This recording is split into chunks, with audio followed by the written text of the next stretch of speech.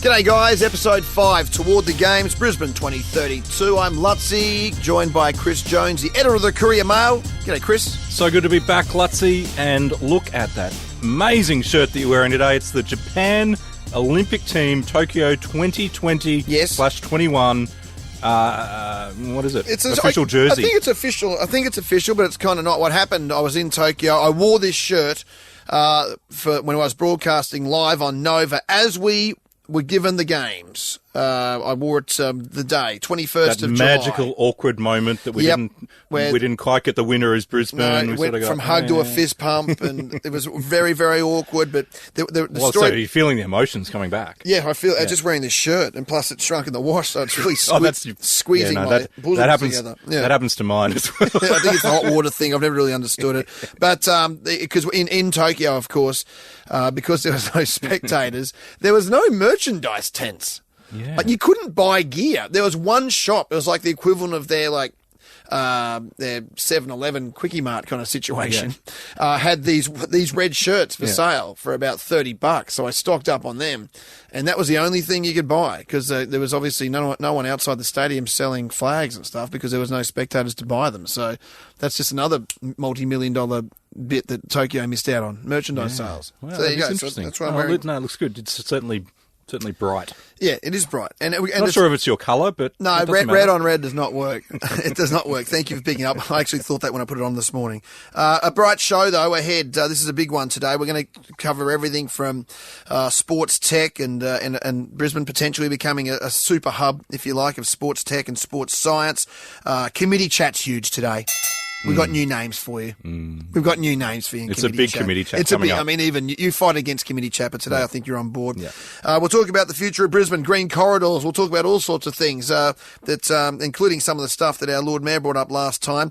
Some exclusive news on where I'll be heading to do a future broadcast of this podcast. I'm going abroad to broaden my skill set towards 2032 over the coming month. A fact-finding mission. Indeed. There'll be some brief Expo 88 chat, although we have some complaints about that. Kate Jones, you know who you are.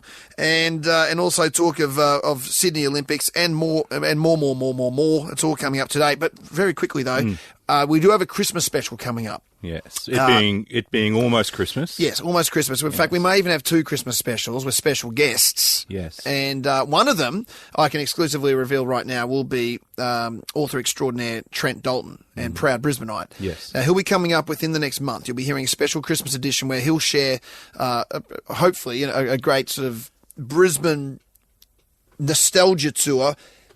Added with that, the future of our great city and where he sees it heading as a proud Brisbaneite. And the reason you know all about this is it's the magic. I'm going to open the curtains. The magic of podcasts. Yes, we have already recorded the Christmas. special. We may or may not have already recorded the Christmas special. We're busy people, Chris. But it's terrific because Trent he loves Brisbane. He loves the Olympics. Yes. So he actually has genuine passion for it, and it's a terrific conversation. Yes. And what he was talking about in it, a big part of it was his latest book is love stories. Yep. And he set up a table in the city with a typewriter on it. Near King George Square? Near King George Square. And just literally just asked people as they were passing by to tell him their love stories. Mm-hmm. And you got the whole gamut of people from different walks of life, etc., etc. And then, all of a sudden, who walks up but a man in a fancy suit, a guy by the name of... Well, let's listen to this. Bringing it back to the Olympics, a bloke in a suit and tie comes past, and I go, oh, damn, that's Mr. Olympics. That's John Coates. No way. That's it. John Coates starts telling a story of being the bloke who's tasked with asking Cathy Freeman if she would take on the burden and the honour of lighting the flame at the Sydney 2000 Olympics. And he goes, here's the love story, though. Can you imagine being the first person she turns around to and says, yes? Yeah. I was like, shit, John, that's a pretty good love story. He's like, and he goes, yeah. He goes, I love her. He will never, ever stop loving her for that act. John Coates, Cathy Freeman. It's a good story. A love story. That's incredible, isn't it? That actually happened on the streets of Brisbane as Trent Dalton was literally sitting there with a table he bought at Bunnings on the corner of Adelaide and whatever it was, near King George Square. John Coates, the Olympic Supremo, walks up and admits to him that he will be in love, eternal love, with Catherine Freeman. It does remind you, listening to that story does certainly remind you of the the amazing setup that Cathy Freeman lighting the flame had for the Sydney Games. And I know we joke about, who's going to light the flame. Yes. Whether it's Agro. you, me, or Agro. Yep. But what strikes me is we have to, if you get that moment right, how that can set up the games and the narrative of the games. Yes. Tokyo, I don't think nailed it with Naomi Osaka. No, I think nothing against Naomi, but I thought they put an incredible amount of pressure on her. I think in general terms, Tokyo kind of flopped the opening ceremony. I think they missed the mark there. And you're right, that kind of sets up the narrative for what lays ahead in a lot of ways. And it was a bumpy beginning. Obviously, Tokyo was a complete nightmare without crowds, which was tough. So it's hard to even put them in that category. But traditionally, you get it right. Barcelona, we'll never forget the arrow flying through and lighting the cauldron, doves burning. We don't know where the arrow went. Even Atlanta with the reveal of Muhammad Ali. Yeah. That was quite something, right? Yeah, well, I think probably the highlight of Atlanta. But I'd say one of my first ever. I was born in 1976. I would say one of my first ever memories in my life. Yeah. I remember having a poster or some sort of photo of the big Russian teddy bear in Moscow. Oh, yeah. And I would have been 4. So it's one of the first things I ever remember is a big picture of a big bear at the Moscow opening ceremony. It might have been closing. I'm not even sure. Yeah. So they're the things that stick with you. And I think if we nail it, it's going to be something which will set up the start of an amazing 2 weeks. I'm going to get on eBay later and see if I can get you a Moscow Olympics bear T-shirt. Yeah, I was going to say just put it above my bed, like a big poster. Just wake up and there's a bear. There's a big bear. But that'd be nice if you do that on for Christmas. I'll get on to that. Right, so. Where do we start? There's been a lot of news during the week. We're going to get to committee chat. We have new names there, as we mentioned. But the sport tech stuff during the week was keen, or during the last couple of weeks, I was keen on talking about the potential that Australia's got to look beyond what has become a very strange situation with the Australian Institute of Sport and the Canberra-based thing, which has become somewhat of a white elephant and is now, 30 or 40 years old since we've seen that at the peak of its powers. And the obvious point now being that Brisbane becomes a hub not only for national sporting organisations and within Australia, but also potentially for world sports and world science globally. Yeah, well, the Australian Institute of Sport was set up, wasn't it, after Montreal and the terrible performance, the disappointing performance of our athletes in certain medals. Yes. And we realised that we needed to not just, the days of just have a run around the backyard and, you make the Olympics and win a gold medal were gone. We needed to actually invest in sports science. And I know it was that old because I think, like most of us, my memories of the Australian Institute of Sport is in year 7. Going on the Canberra. You did the trips? Canberra trip, and you look around, and I don't think much has changed in terms of the AIS since that time. I'm sure that there's better technology or whatever, but the buildings and so on is the same. What you've seen is at that time, it was very much the centre, and a lot of the sports had their high performance hubs there. But they've slowly moved out of that centre, out of Canberra. You've got them set up in various places, and a whole lot of them are now looking to Brisbane to set up the headquarters of sports and Olympic sports in southeast Queensland. And then the conversation is, well, if that happens, what's the point of having the AIS in outdated buildings stuck there in Canberra in the middle of the sheep paddock capital city? Why don't we bring them why don't we uplift it? Set it up in brand new spot in the middle of our latest Olympic city. Yeah, I mean, I don't think very few people could argue that Canberra or the AIS is the right model for how we are right now. I mean, sports each and every sport has gone to a different way that their pathway continues now. A lot of individual athletes go to specific coaches at various places, so they haven't got that central hub for the individual sports, and even with the team sports. Like hockey's been in WA for a number of years now, and just the climate-wise alone, Brisbane's obviously a perfect place, and you couple that with the fact we have the Olympic Games now in 10 years, it's a no-brainer that most, or at least a fair proportion of the national sporting organisations put their elite hub in southeast Queensland. And I think then, and we've been running a series, a big series in the paper over the past week, where we've tried to talk about, we talk about a lot on the podcast, Luttsy, is probably where the idea came from, but, of legacy, like we're going to put on the best Olympics ever, but what's actually the legacy of these games? And I think sports science, through that reporting, through that series, really came out as a big opportunity. The sports science industry, Luttsy, globally is worth $700 billion. It's huge. Yeah. And you kind of don't realise it, but, unless you're inside of sport, you don't realise all the technology and so on that now goes into creating, the world-class athletes. It's, there's so much more to it. Yeah. And so a lot of people are saying, well, maybe this is the opportunity. It's more than the AAS, but what you need to do is partner with, with the private sector. And we've got some really interesting companies that are doing really interesting things in this space globally to create a bit of a hub. And then that you build on that because it becomes a magnet for.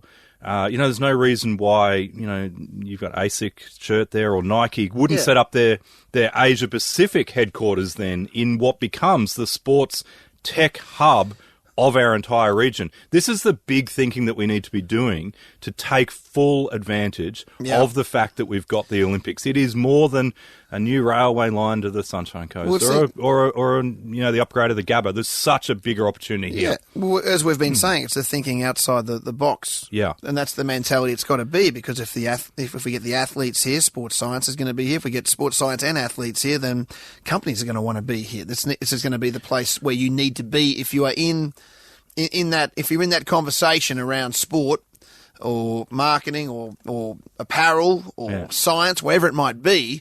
This is the place you want to be over the next 10 years. And then within that, there's another conversation surrounding the fact that we've always struggled to get major events here on a sporting sense because we're just a backwater of Brisbane, the third biggest capital city in the country.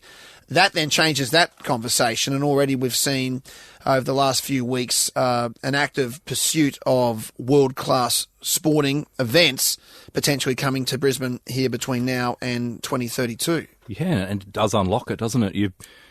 I think one of the stories of Brisbane, we've always been almost apologetic, haven't we, in terms of, we're just Brisbane, of course you go to Melbourne or Sydney. Well, we need to get out of that mentality. And if you look at some of those opportunities ahead, just in the year 2027, there's going to be the Rugby World Cup, which we're starting to bid for. I can't see why that wouldn't be held in Australia.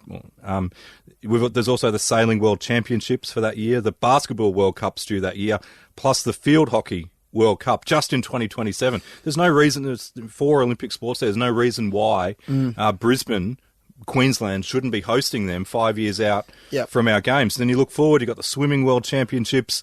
They'd be due in 2029. Melbourne's had those, and that would be the perfect venue for the Brisbane Brisbane Live. Brisbane Live venue at Roma Street Parklands. Which will be built by then. Yep. That's only 6 years away. It's like 5 or 6 years away we're talking here. It's not that far down. Well, there's a talk of a World Athletics Championships a little bit closer to the Games. It's something that we bid for in 2011 and 2013. It was a decent bid, but honestly, we were still in the mentality back then that, look, we had a bid and we did all right, and they're kind of like, we'll get it one day. That was the feeling back then of when we bid for those events. It was like, we're getting a step closer to getting respect from the international. Well, that we have that now. We've pushed through that now. We have the Olympic Games, so we're the front runners for all these events if we haven't already secured them. And why not go for the Soccer World Cup in 2030? These are the things that's going to unlock. But again, with whether it's major events or whether it's sports science, one thing that really came out in our reporting over the past week, Luttsy, has been that it has to be deliberative. You have to actually get the private sector and the public sector to partner up behind one shared vision. And what was one of the quotes I loved was from a guy from the Urbis Group. He's a futurist, whatever that is. I like it. I hope I'm a futurist. I'm going to get it added to in business. Actually, you should put it on your LinkedIn. Oh, yeah, futurist. Actor, futurist. Futurist. He said, this is James Toomey, he says, all the great cities of the world, all the things they're famous for, were the product of clear, bold intention. It requires government policy, incentives, funding, bravery, and a high degree of intentionality. And That to me, Luttsy, is what we risk missing if we don't start thinking, okay, outside the square, how are we going to take advantage of these games? And hopefully soon we'll get the Premier on the podcast, Luttsy, the Minister for the Olympics. Have we had any talk from Anastasia about joining us on Yes, she's positive at the idea. I think, we might be seeing her soon. We might get her on before John Coates even. Yeah. So there's positive talk around Coates as well. Is there not? No, there is. I think Coates is waiting for the legislation, the BOCOG legislation, to get through Parliament before he can have a chat. The Lord Mayor loves it. In fact, he loves it to the point where he's strongly endorsed this podcast. In fact, we can play that. Have a listen to this. Thank you for coming on my podcast as well, because it's, can you spread the... Of course. I wouldn't miss it. Spread the word on that. And for any listeners that haven't downloaded it, subscribe. Do it. It's worth a listen. Geez, there's an endorsement. There you go. Thank you, Shrindog. Luttsy will be using that one in inverted commas. You wait. We'll be getting a good run. I mean, there you have it. I mean, there's one. There's one member right there of the. He almost sounded convincing. He did, didn't he? I mean, it was slightly pushed in that way, but he still said it, and he's on. It's a first member of the BOCOG committee, really, wasn't he? One of the first. Yeah. Are we going to go to committee chat yet, or should we have a break? We'll have a quick break. Because we want to talk as well about some of the latest sort of chat as far as the Sunshine Coast Railway. I know Ted O'Brien, who's a big fan of the podcast. He loves the podcast, the attaché. Have to get Ted on sometimes. Ted on as well. Just so much talent we need to get on, isn't there? It's actually lucky we've got just under 4,000 days. We should be able to fit you all in, is what we're saying. But we want to get you sooner. We want to talk that. We'll talk all those things in a moment. Back after a short break. Podcast number 5, Toward the Games, Brisbane 2032, Luttsy and Jonesy. Chris Jones from the Courier Mail. And look, we've already covered a lot of distance in this podcast, but it's time for committee chat. I paused there, presuming there's some sort of musical interlude. I'm not even sure there is, but just committee chat. There'll be something there. There'll be something there by the time this goes to, by the time it reaches your ears. Well, we have some names. We did have names officially already, but there's at least one freshie, isn't there? There is. And a freshie that was exclusively revealed on the podcast. By His Excellency Lord Mayor Adriana Schrinner, AOC OAM. So you remember he was on the last episode of the podcast, the Lord Mayor, and he started talking about how he gets a pick, and we thought it would be one of us, but it turns out he said, "Sorry, boys, as per the legislation, my pick needs to be a woman." Yes, because the legislation says that at least half of the members of the BOCOG should be women. Great call. So my question, just quickly, Chris, is so each of the personnel on the board that gets a group. Like, for instance, the state government gets 4 places? Yes, the Premier gets to appoint, or the Minister, the Olympics Minister, who also happens to be the Premier, gets 4 spots, not including herself? Not including herself. Okay, but can include herself on it? No, I don't think she can be. So the Premier won't be on it? No. Okay. I didn't bring the legislation this week. That's all right. I did bring in some other material. But my question is, within each of those categories, 2 must be, so for instance, for the state government appointees, 2 must be male, must be 50-50 there? Well, it needs to be 50-50 all up too. And a lot of the set positions are already men. Yes. So I wouldn't be surprised if you're looking at 3 or even 4 of those being women, to make sure that the numbers line up as they need to. So Schrinner didn't have to put a woman on there, but suggested that probably. Now, him saying that on the podcast, Luttsy, now he had not said that before. We picked it up, but we couldn't quite realise the significance. Yes. And I'm told that as he said this, we released the podcast.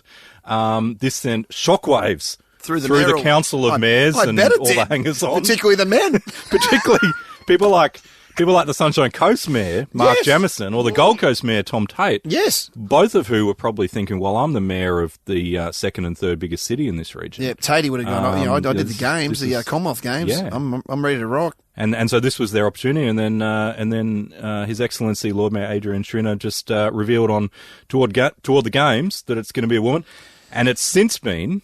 that was 2 weeks ago. It's since been confirmed that committee member is going to be Karen Williams, who's the mayor of the Redlands. And now, which we speculated because of the fact there's an Olympic venue in the Redlands. Correct. And the only other female mayors, I've since done my research, are the mayors of Ipswich, and she's a pretty new mayor, and the mayor of Lockyer Valley. unless we do the ultra marathon relay thing that you were talking about. It's don't think the unlikely. Lockyer Valley's going to... It's unlikely. Don't think the eyes of the world are going to be on the Lockyer Valley come 2032. So it's relevant. So it turns out to be Karen Williams. Now, Karen Williams, she's been in council since 2004, been a mayor since 2012. So it's not like she's just turned up. She's very experienced, and I'm sure will do a great job. Shrindog's suggested in quotes that she's been passionate about the bid since day dot. So okay, so we'll see what impact that our mayoress, who is the first. Other than the fait accompli, the first appointed member of the BOCOG board. Did you say mayoress? Is that what she's called? Is that an old term now? Is that like saying actress? Well, yeah, I feel like, is mayoress not a term? No, just mayor. I think you might have just made that up. Okay, sorry. But anyway, I think... We'll move on from that. Just put a line through that. Okay, so that's good. So we've got... No, so that's good. So we're up to 7. Name the Magnificent 7 as they stand. Magnificent 7, right. So number 1 is John Coates. And we remember that John Coates is on there because he's the president of the Australian Olympic Committee gets a gig. Yes. Or it says the honorary life president of the Australian Olympic Committee. Tick. Also John Coates. Yes. And then there's a subsection, just in case, this is the Coates escape clause. Yes. And it says that also any member of the International Olympic Committee who is from Australia... whose name is John Coates. Currently, there's only one. John Coates. With the initials JC is also one. So John Coates. John Coates is in. Then you've got the president of the Paralympics Australia, which is Jocko Callahan. Okay. He's in. And the chief executive of the Australian Olympic Committee, who is Matt Carroll. All right, dude. So there's 3. Dude. All right. Then we have Adrian Schrinner, His Excellency. Well, dude, as we know it at this point, but he did speculate in the previous podcast that transitioning is not out of the question. That's a paraphrase. That's the paraphrase. Yeah, he didn't actually say that. Wow, you can go and have a listen back Adrian, as to what he did say. So that's 4 men so far. Then we've got Karen Williams, the mayor, our first lady of Redland. Yeah, not our first lady. I'm saying she's the first lady picked. How good's committee chat?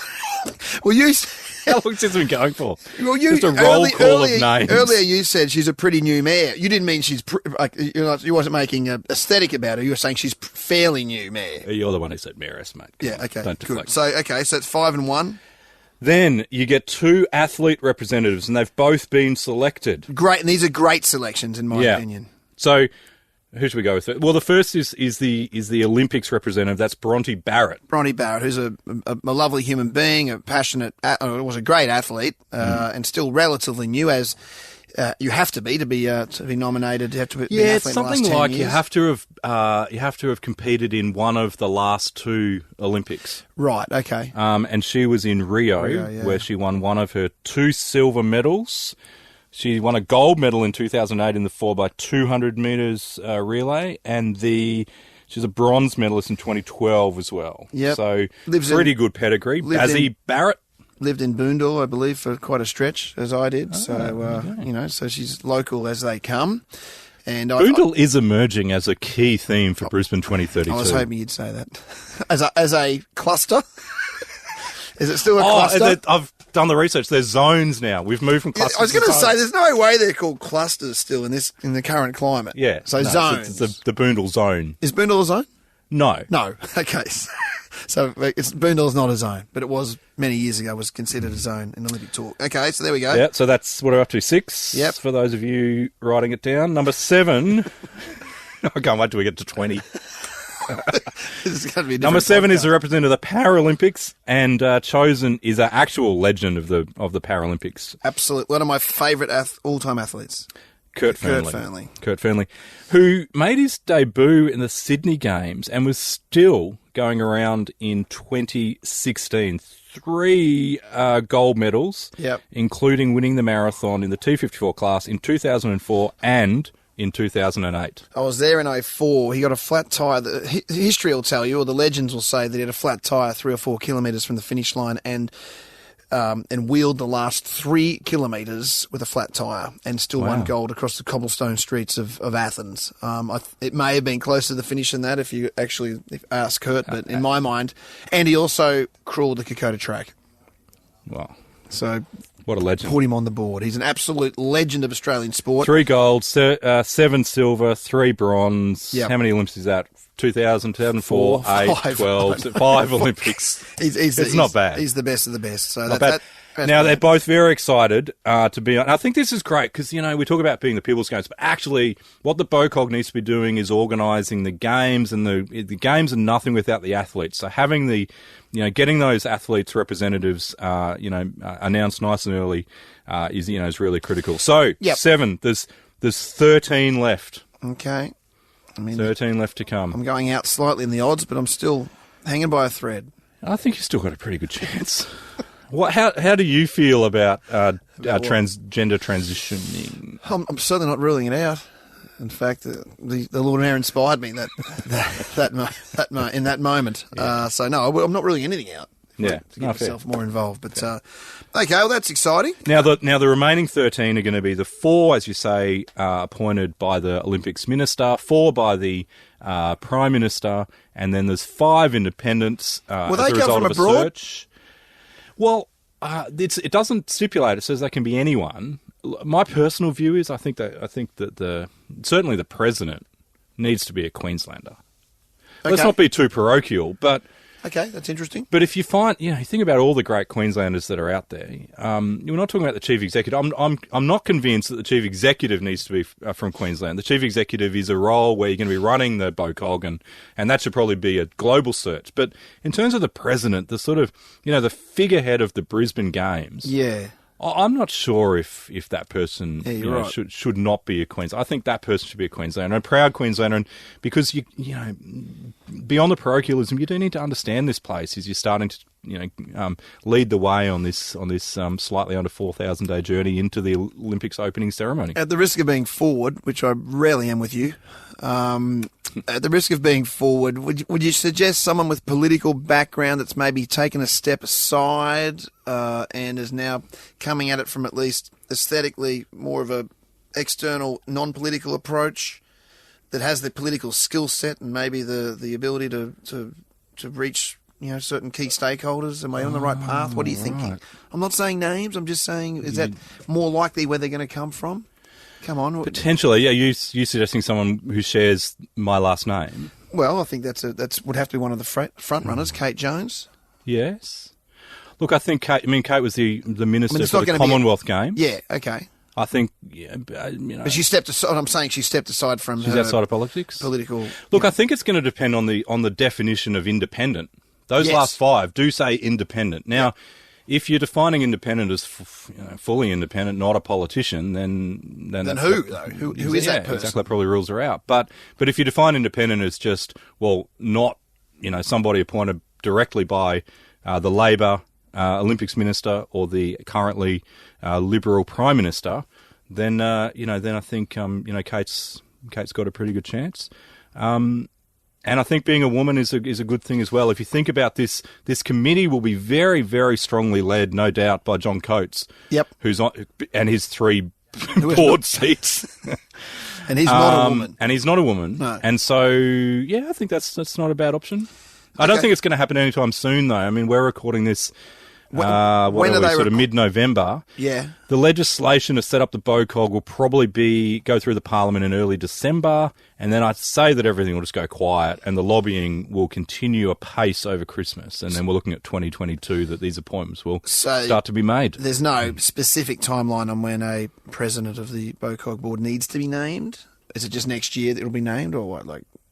I don't know. There's nothing in the right? legislation that says you need to. Yeah. There's no timeline. The only timeline with the legislation is that the IOC mandates that it needs to be done by December 21, which is the what is it? It is 5 months. Yep. On from the announcement being made.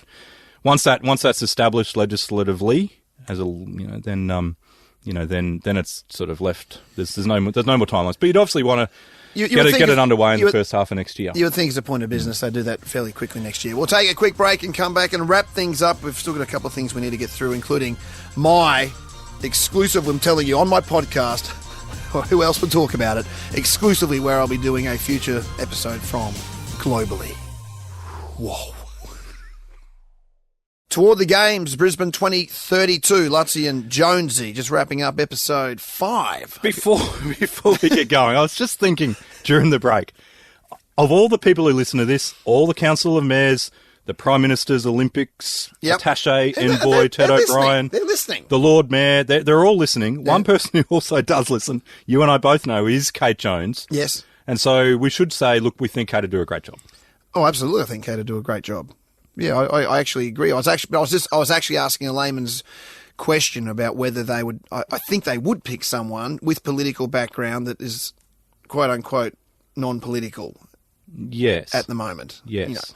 You know what I'm saying? I think that's a smart way to because whether you like politics or not, there's people within that circle that have an incredible skill set. Yeah, and a far reach as well, and very, very intelligent people, and that then there are very intelligent people, including Kate, that I think would be very well suited. Yeah, and a proud Queenslander, and absolutely, and Kate is actually respected by both, by both sides of politics. So it'll be interesting. Well, that's all ahead of us, Luttsy. Well, I'm telling Kate and Ted and the Shrin Dog and Coatsy, as I call these people now, and. Kate's Jonesy as well. Then Jonesy. And Stasia. Stasia? Yeah. Okay, I don't know her that well, but I'll call her Stasia. Hope that's okay, Miss Premier. That I can tell you that before the end of the year, David LuttsyWorld, will be joining Chris. Chris will be in studio, Jonesy in studio here at the Nova Studios in Brisbane, Tenerife, Brisbane. I'll be coming to you live from Dubai World Expo before Christmas. I left a little bit of silence there I'm pretty sure sound effect. There'll be a sound effect there. Tiffany, sound effect there. The super producer Tiffany will be all over that. Fanfare. Dubai, what are you going to Dubai for the World Expo? World Expo's there, and I have this strong belief that was obviously started in 1988, where you were a junior reporter for for Network X, and you were the guy standing there at the end of the Channel X news waving and getting on the TV, which started our love for media. But then I went to San Fran a couple of years ago and found out that Expo was about the great minds of the world meeting back in the 1920s and 30s and saying, this is what I've invented, and then of course we've got Dubai now, and I feel like there's and the other one I heard watching a TV show yesterday is that Walt Disney went to the New York World Fair back in the 50s and sought inspiration for many of his theme parks now, and many of the moving forward technological advancements that created things which are now these days is the new Star Wars world in Los Angeles at the Disneyland, whatever the bloody hell it's called. So what I'm saying is that I find that Dubai World Expo, I just want to open my mind to what's happening. Where are the next 10 years heading globally? Yes. And maybe I can just pack all that information either in my brain or start a theme park. Or maybe start a theme park World. In Redlands. Well, you put in Boondall, wouldn't you? Oh, Boondall, sorry. What do I say Redlands for? Boondall. The wetlands. The Boondall wetlands will become LuttsyWorld. LuttsyWorld. Which will be a cross between Wally World and who was the guy from Back to the Future? Whatever that mad casino guy was in Back to the Future. Oh, yeah. Marty McFly's nemesis. Yeah. That's what it would be in the wetland. And obviously we would respect the wetlands. a little bit. It's very exciting. I assume there'd be a grilled outlet. Oh, there'd be plenty of grilled outlets. What other things would there be in Lutsy? I haven't thought there'd be a slip and slide. Do like that. There'd be various things. Walt Disney style, would there be like a walk where you get to sort of see pictures of your life story so far? Yeah, it'd be sort of black and white with black you and with white. Ghosts, various ghosts, like new technology. Move through that way. There'd be and then there'd be like the Boondall Walk of Fame. Oh, Boondall Walk of Fame. Yeah, me, Bronte Barrett. Yes. Work in progress. Yeah. Okay, I'm not saying we've put all the bits together yet. Here's me with the Brisbane cast of the Jersey Boys. Nice. That'd be every major act that's played at the Boondall Entertainment Centre and the Harlem Globetrotters. Yeah. That'd be the Harlem Globetrotters and Pearl Jam. The pictures of your life would actually just be a series of images of you with your arm around Chris Lynn at a pub, wouldn't it? Yeah, Yes, but over the years. In some of them, Crystalline had hair. All right. So it's a chronology. Yeah. It's a chronology. So that's all still to come. Any other breaking news as far as infrastructure or green corridors? We should talk about infrastructure. You mentioned Ted O'Brien. He's got a good idea. So there's been this talk that as part of the Olympics, or using the Olympics, we should deliver fast rail directly into Maroochydore on the Sunshine Coast. You don't need to fast rail. So not just heavy rail, but fast rail. Okay. Like Germany kind of stuff.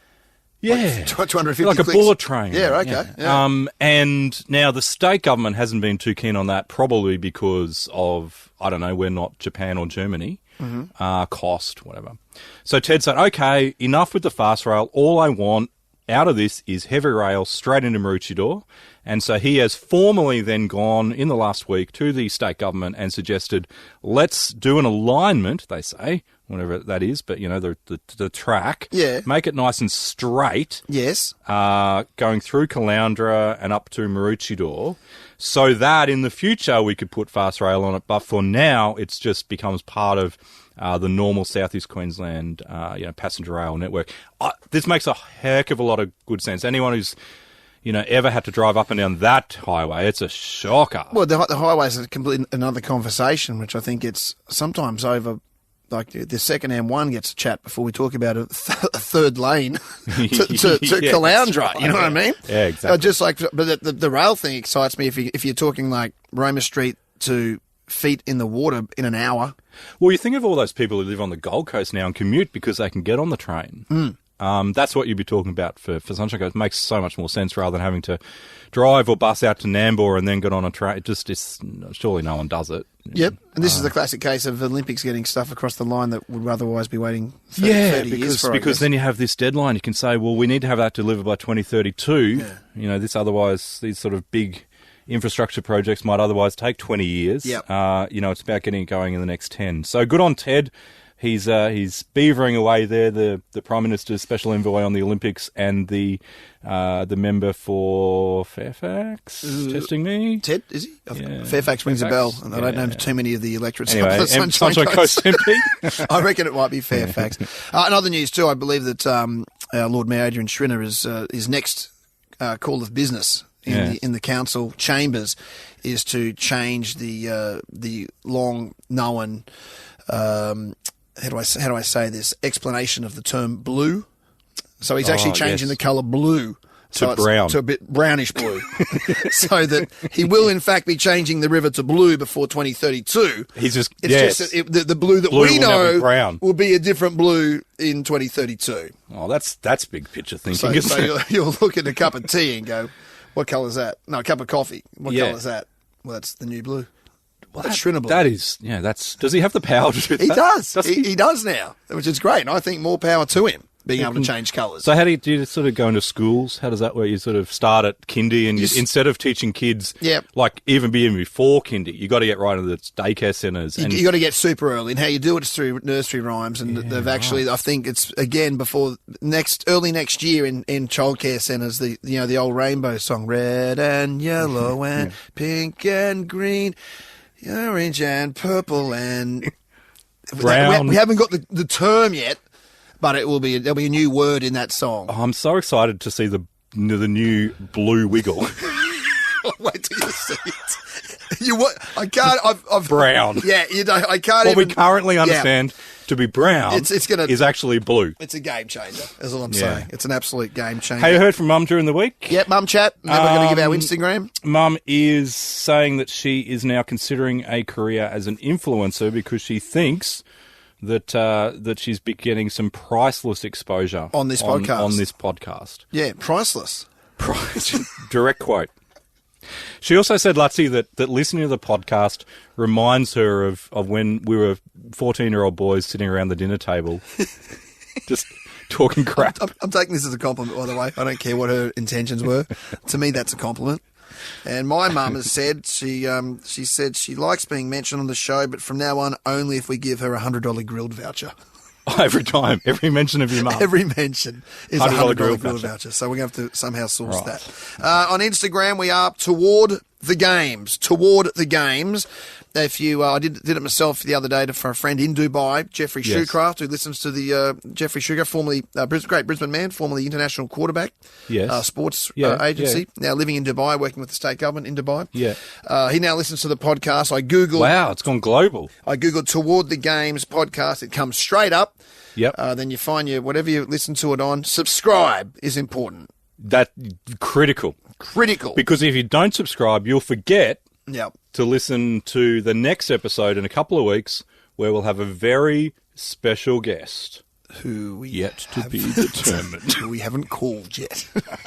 But it'll be special. And it will be episode 6, the Christmas specials coming up as well with Trent Dalton and another yet to be announced guest as well. Oh, this is exciting. Do you want to reveal?